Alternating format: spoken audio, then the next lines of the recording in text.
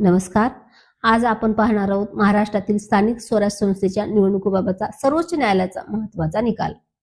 OBC आरक्षणासह आणि नवीन प्रभाग रचनेनुसार निवडणुका घेण्यास परवानगी दिली आहे. हे प्रकरण अनेक वर्षापासून प्रलंबित होतं. 2021 पासून निवडणुका रखडल्या आहेत. कारण काय आहे तर ओबीसी आरक्षण न मिळाल्याने निवडणुका थांबल्या होत्या. त्यानंतर सर्वोच्च न्यायालयात याचिका दाखल झाली. 2022 मध्ये प्रभाग रचना केली गेली होती, पण ती कायदेशीर नव्हती. कोर्टाने सांगितले की प्रभाग रचना राज्य सरकारच ठरवणार.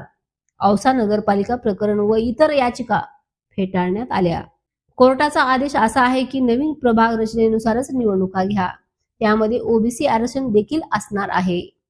राज्य निवडणूक आयोगाला आता नोटिफिकेशन काढण्याचे आदेश दिले आहेत. तर 4 महिन्याच्या आत निवडणुका घ्या असे म्हणणे आहे. 2017 ची प्रभाग रचना लागू होईल. कोणत्या पक्षांना कायदा आहे तर पाहूया. बीड, लातूर, परभणी सारख्या जिल्ह्यात काय बदल होणार? हा निकाल म्हणजे एक मोठं वळण आहे.